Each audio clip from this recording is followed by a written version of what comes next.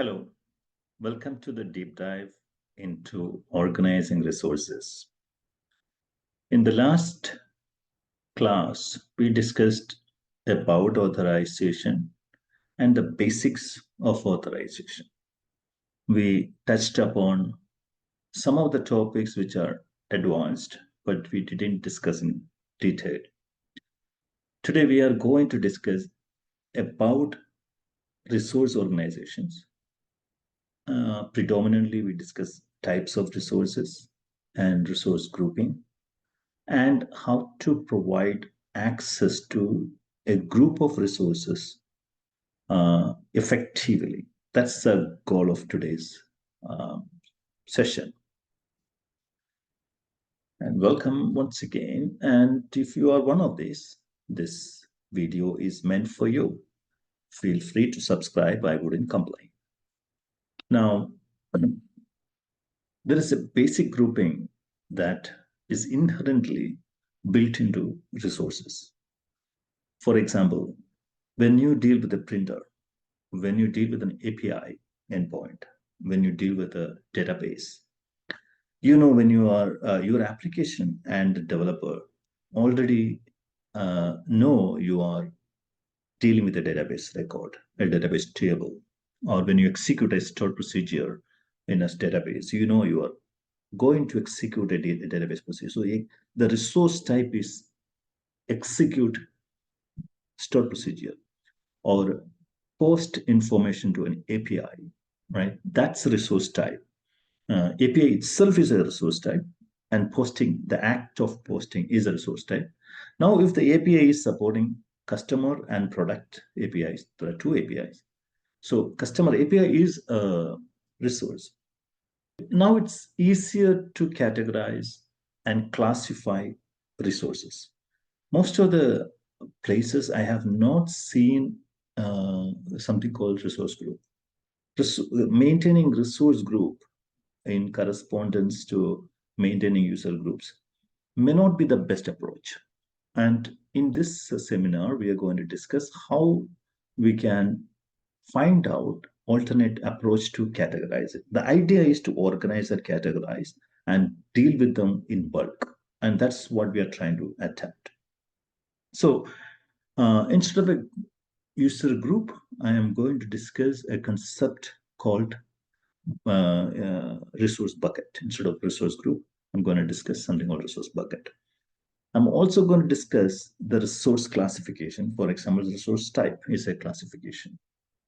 We will discuss item level security and data level security in depth. In the last seminar, we discussed about some of the approaches we typically engage in access management. If you are going to attend a cybersecurity interview, I want you to read these terminologies. These are industry terminologies. These are really frequent security questions in cybersecurity officers, right? What are the four types of access controls and the differences? The differences are mostly who manages it, how control is established, and things like that. What we discussed in our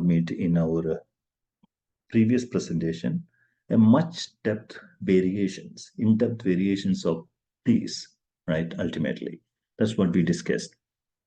Just a review of what we discussed in the last meeting.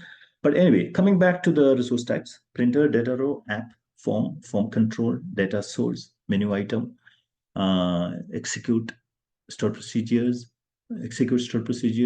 see the source code of stored procedure. They all are resource types. Action type, right? Execute action button, open an app, execute a stored procedure. As I said, the action types are also a resource type. So I would say these are nouns, right? Printer, data row. These are noun based objects. So this is an object on which we are talking about. But when it comes to this, we are looking at actions as a broader level resource type, and these are resource subtypes. Now, if you don't want to consider it as a resource subtype, you can consider execute action button as a resource type. I would actually consider it as a resource type. I don't want to confuse this too much.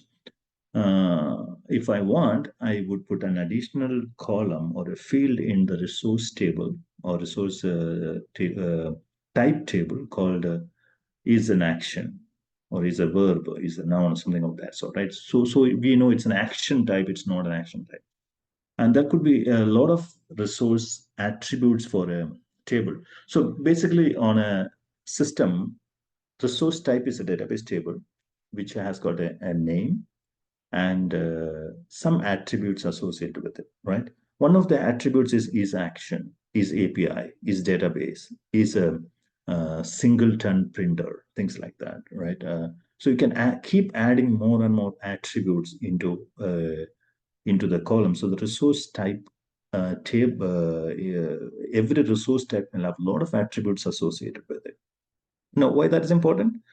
Because when we provide security, the security system will look into the resource type, and based on that, it can execute rules and say, no, we cannot allow access. So the four rules that I mentioned the previous page, the rule-based securities, rule-based actions, right? That's what we are talking about here. But the rule-based action could also be applied on many places, many aspects, like time-based, right? After 5 o'clock, no access and things like that. In our, for this particular presentation, we are going to discuss mostly how to classify a resource, right? Classification of resources based on the nature of the resources, right? Resource type is, for example, is one classification of a resource. There are so many other classification of a resource possible. For example, resource type could be data for a customer record, right? But resource subtype could be customer. Right? Data row is the type, the resource type.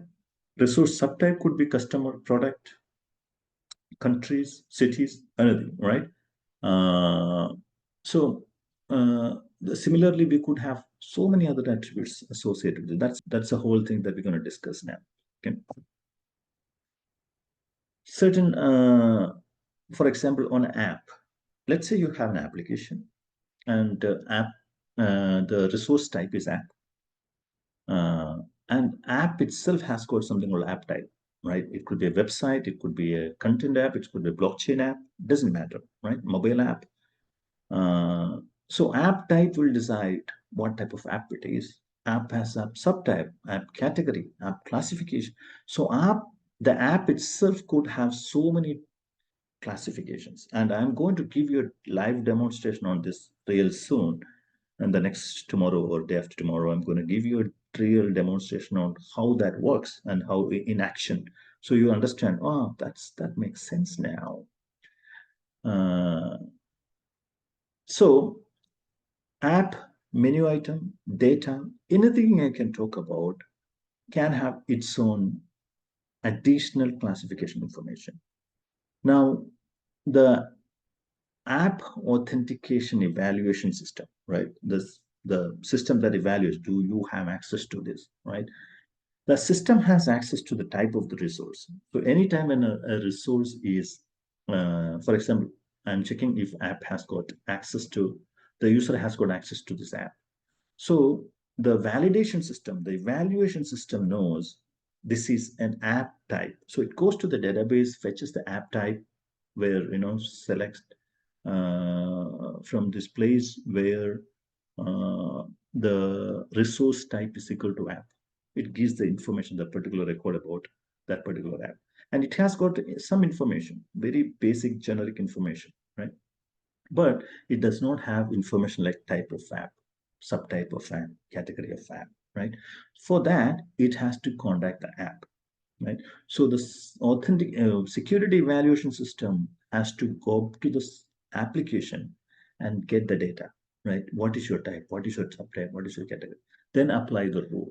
So on-demand plugging or querying the resource itself to get the data, the key security data, and applying that on the fly is important. For that, we need to have a trust established with the resource. The resource cannot be a representative of the user, or the resource should not contact the user before giving the data. You understand that that has to be strictly separated. The user should never influence any of this information. That's logical, understandable, but sometimes it can be challenging. But you understand the idea. The app type, app subtype, app category, similarly, page type. A page is a web page versus a data page or a HTML page. There are a lot of types associated with it, and which can drive the security. And just imagine you have a situation where a new user comes into the system and you say this user gets access to all websites in the system.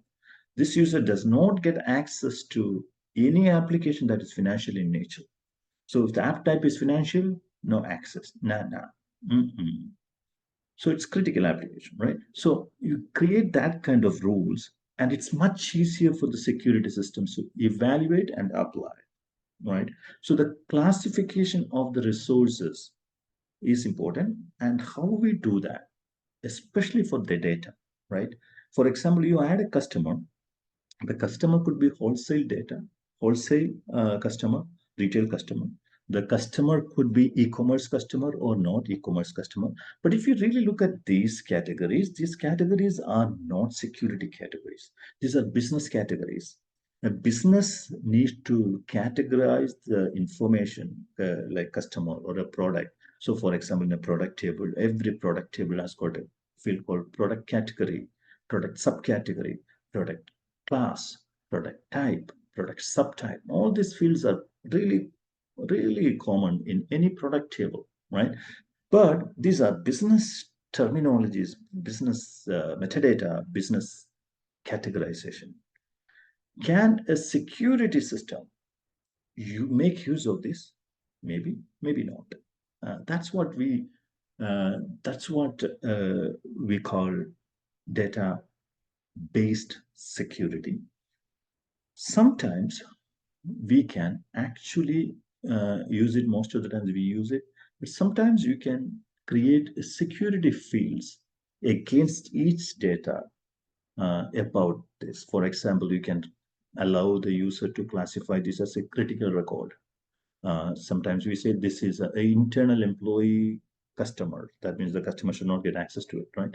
So similarly, we can have mechanism to feed security classification into a resource and save it in the database, and plug in that information to security authorization evaluation system so it can use it.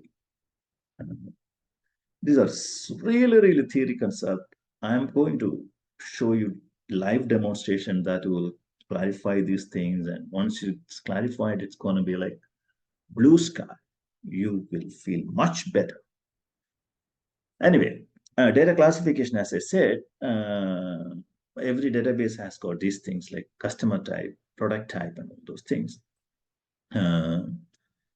So now we spoke about classifying the resource and how that can simplify our security. When I say simplify, I want to have minimal permission records. I want to provide permission records on resource types.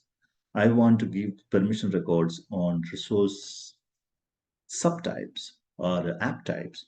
And like I said, I want to be able to provide a user with access to all website in the company or all financial systems in the company. So that's one way of doing a horizontal security, right?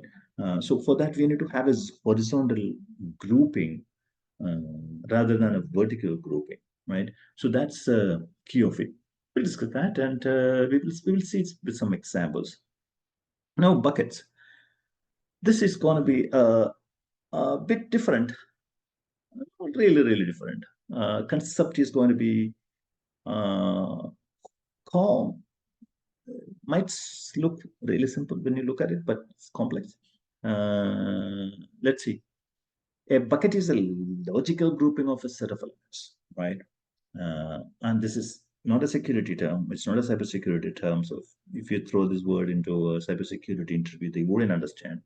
Unfortunately, these words are not, these kind of discussions are not taking place in public. These are happening in the internal walls of AWS and Microsoft. They never give this kind of information out because they don't want you to build an AIM by your own. So you don't throw these words to an interviewer. But if you explain this things, concept, and don't call a name, probably he will say, ah, that sounds good. I never knew about it. Because most of the people do not know about this. Anyway, a bucket is a group of elements. For example, you have 10 apps and you define 3 buckets. One bucket with websites, one bucket with financial apps, one bucket with regular apps. So that's app buckets, 3 app buckets, right? Now, you can also say a financial app is also a website. Now it's an overlapping bucket, right? Now we can say uh, all regular apps and all financial apps are under the regular apps. Oh, what does it mean? This is basically a subset of it. So it can be, so where a particular resource belong, can it belong to 2 places? Can it belong to only one place? Can that one place, that one bucket belong to another bucket? So all those things are going to define and drive your security differently. Okay, I'm going to discuss with examples. That's the only way we can understand it. Okay, let's talk about second segment. So let's say you want to introduce the idea of segment. Now, segment can be anything. If you go to internet and search what segment is, you are not going to find an answer, right? But give an example. You define something called app segment in your system. You have 100 apps in your ecosystem, right? In your entire ecosystem of Walmart company. Walmart has got hundreds of applications. Now they decide, I want to define 10 segments and put all these apps into these 10 segments. Segment 1, segment 2, segment 10 till 10. And segment 1s are retailer only app. Segment 10 are highly secured apps, right? Then you provide, so you group all these apps with these segments and you provide access to people on individual segments based on your, however you want it. Now, segment 10, you want to rename to critical apps. Segment 9, you want to rename to high volume apps. Segment 8 is going to be customer facing app or internet facing app, internal apps. Any way you want, you would categorize your apps, right? So that's the way you do it. But the segments, if you see, it's no overlapping. If you put 10 apps in segment A, you are not supposed to put those apps anywhere else. One app can only be in one segment only. You cannot put it in anywhere else. Right? This is a concept, right? Now, you can call this anything in your company. Concept is segmentation, right? Security segmentation is the concept. And you don't need to call app segment. You call it app region or app app family, app hotel, anything you want to call it, call it. And this is not only on app menus or databases, data records, anything, files, a group of files, anything that you want to talk about, you can create a segment or a bucket. And I want to call this particular bucket a segment. And you can call it segment or whatever you want. And remember, it's not overlapping. And when I discuss the next one, you will get more clarity on this one. Example of segment. So let's say you have users, right? Sorry, you have customers. Customers, in this case, this is not app. This is data. You have customers from USA, customers from India, Canada, France, and other countries. So you create 5 segments, and you put all the users. When you store customers from USA in the database, there will be a field called data segment ID, and it's going to be one for USA, two for Canada. So every time when you store a user, you always assign him to a segment. Now, anytime when a user searches for data, if he's a Canadian user, he sees only Canadian data. If he's a CEO of the company, he will see all data, right? If he's somebody else, he can see Canada, USA data, but he cannot update USA data. So those kind of complicated rules can be established, right? One thing about segment is you can guarantee only one segment per one data belong to one segment only. There is no overlapping. What it means is your searches are going to be much faster than the next bucket I'm going to introduce you to, right? In an app world, you can have exclusive application access setup based on this without worrying about overlapping. For example, if I give all access to full access to you to on website, and if I deny access to you on financial systems, I don't need to worry whether you are getting access to something else or denying access to something, because it's completely exclusive resources, right? Or the resources are completely separated using a boundary of segmentation. Ready for the next one, zoning, right?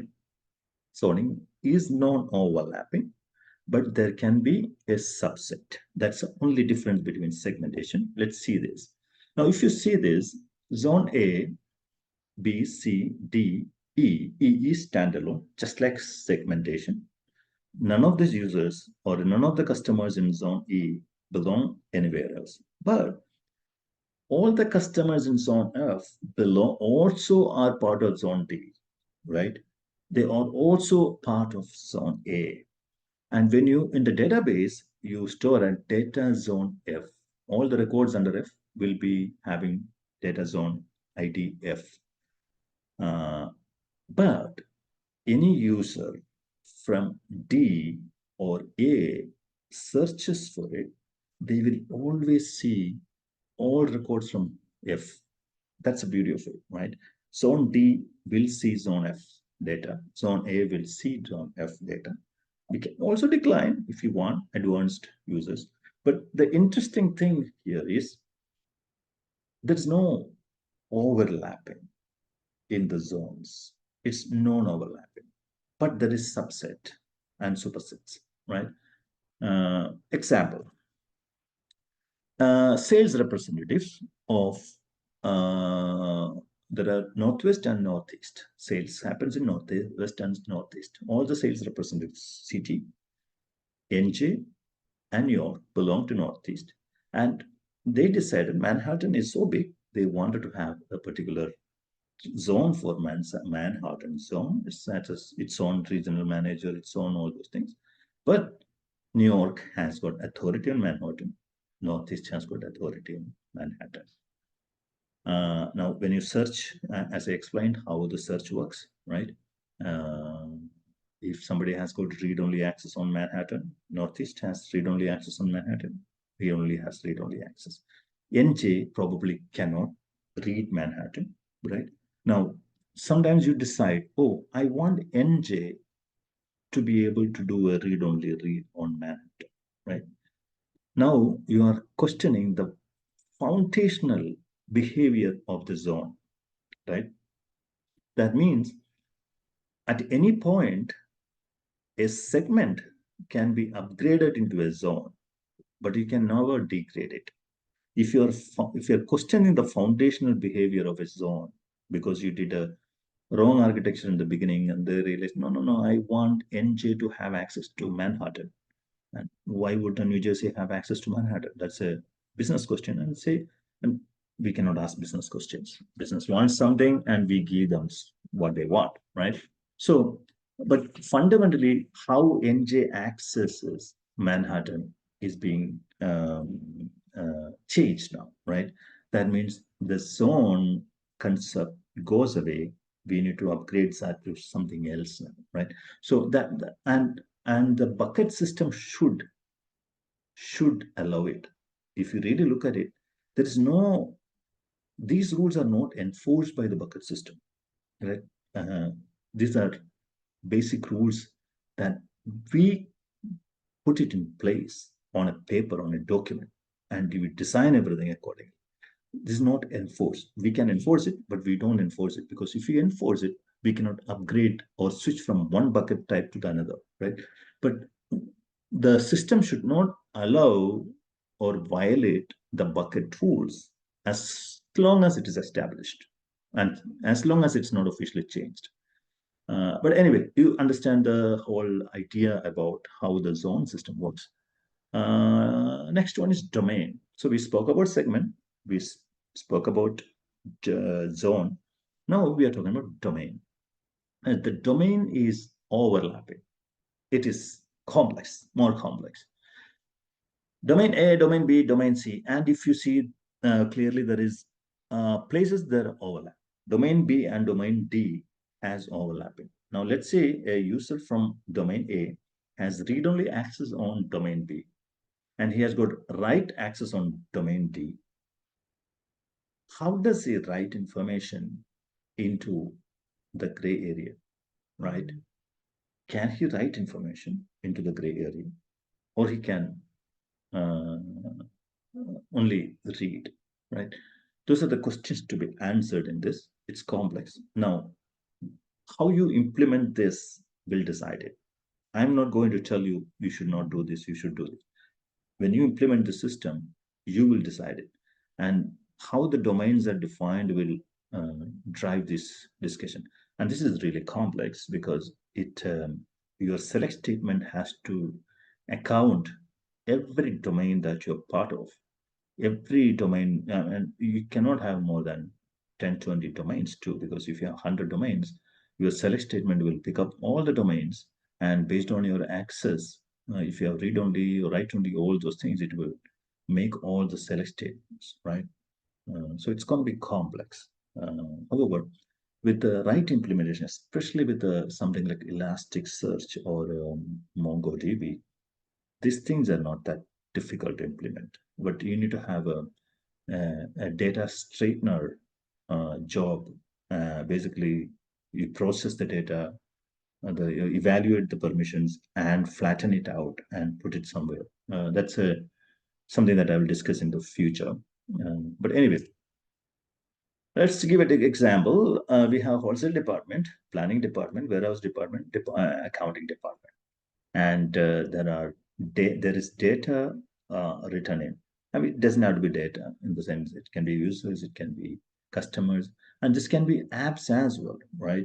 This warehouse department is warehouse is an app. There are 4 or 5 apps under warehouse. There are 4 or 5 apps under planning. So you can also do this domain as called app domain.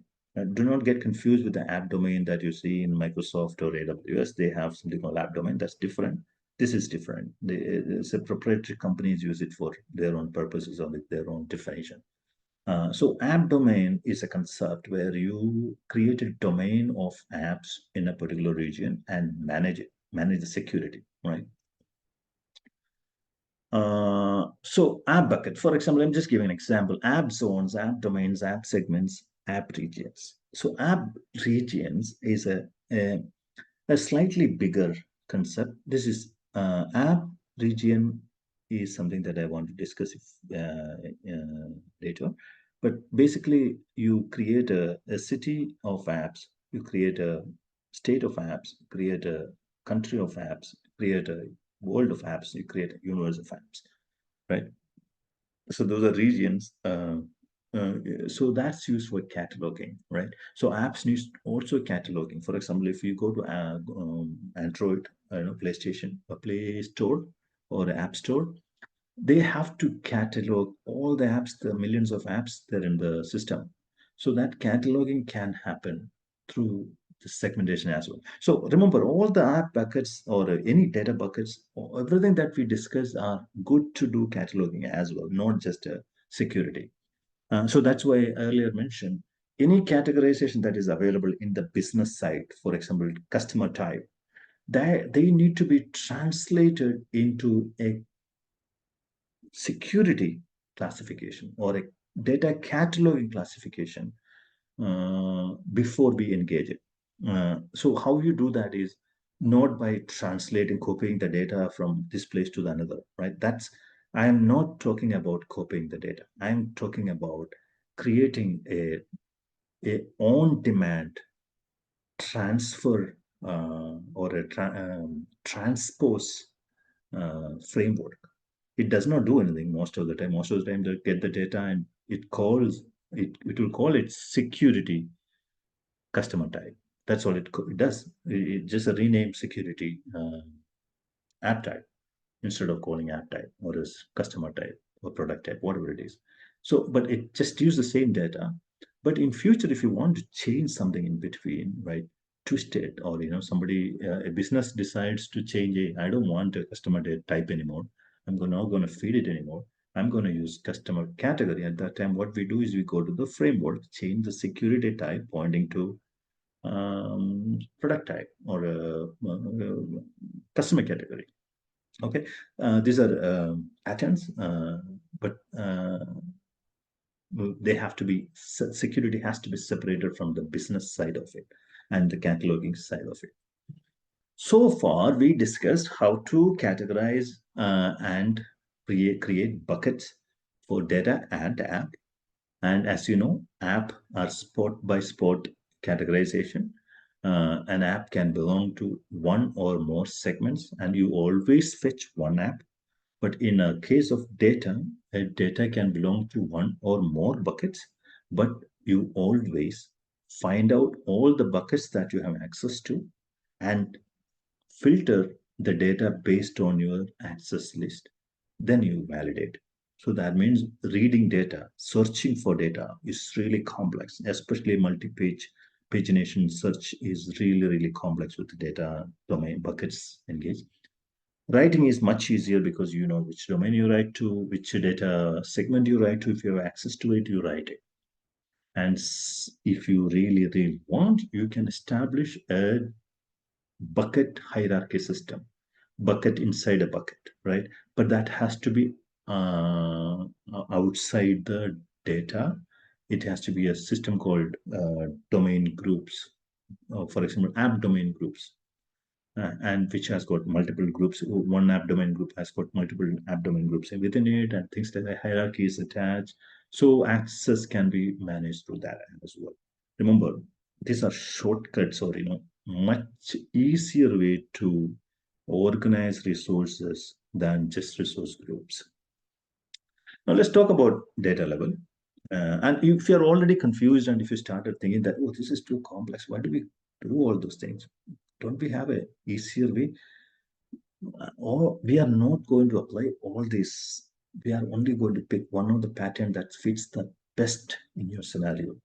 And one of these is better than your current approach. Whatever you have chosen now, you want to tally it against each one of these and really write on a paper and see whether is this better than mine, right? Then probably you will find a better approach in one of these. Anyway, let's talk about data level security. Now, so here, a really simple example, department ID is a column of every employee, right? Employee ID, employee table has got a column called department ID. That means every employee is part of a department.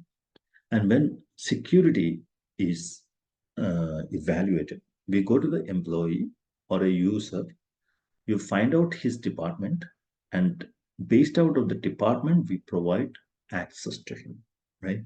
Now, if you really look at it, this is really simple business logic or security rule. It's a rule-based security, right? What it does is find out the department of the user and apply the departmental security on the user, right? So Tomorrow you could say, I want to find out the customer type or user type. I want to find out the user original city or state, user country. You could have any number of data fields from the user database or any related database, right? Any data that is in the entire ecosystem can be used to derive your database security. For example, department ID does not belong to user table. Department ID belongs to department table, but it also is available in employee table. User goes to employee table, find the department ID, then go to the department ID rules, custom rules that are established against this user, evaluate it, and provide access. Is it simple now? So the attribute fetching and providing classification and data attributes to a data record. That's what happens here, right? Parent record attribute, child record attribute, whatever you want to pick, you pick it up and create your complex data filtration rules. I want to talk about data level security a little bit more. There are two categories here. One is database security. Uh, data space base security, not database security. Data security based on data. That is, you pick up the attributes of your database table or record, and based on that, you provide security. That is database security. Data level security is having multi-level data considered before providing security. Let me give you an example. You have customers. Customers have got 100 orders, right?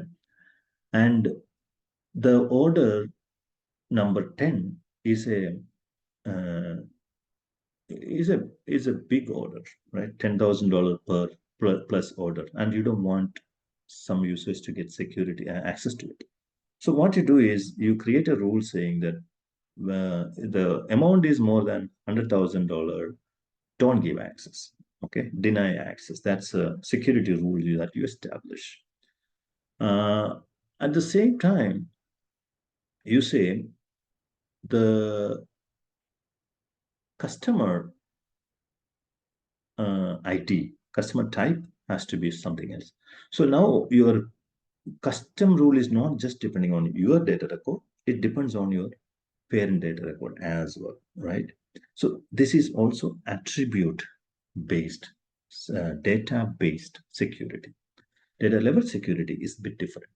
Database security, you first evaluate your customer security, customer record security, right? Customer Johnson does not have access, and that security is evaluated. Then you go to your child record and inherit the access permission from the parent. That means if you do not have right permission on your customer, you can never have right permission on your child. And let's say your customer order has got every order, right, has got questions, somebody asked a question. So child of a child, right, record is created in the database. You cannot even write that because you design a hierarchical object. You first of all, you define an object hierarchy and you say a strict object hierarchy security enforcement rule. That means security now onwards will work hierarchical. Doesn't matter you have access to a particular task based on department or anything. If you don't have access to the parent, nah, bye bye. You can't do anything here. And there are exceptions you can do this. So this is called hierarchical level security. You can also do a little bit of exceptions here that will give you ideas like, I don't have right access on the parent, but I want to have right access on this particular child. Allow it, right? Those kind of exceptions can be built into the security model, security system. Anyway, I think the data level security and database security, I have given enough differences, established a general idea good enough for now. We are beginning a journey, and this is just the beginning. Uh, just imagine how we're going to survive till the end. Anyway, this one we discussed item level security.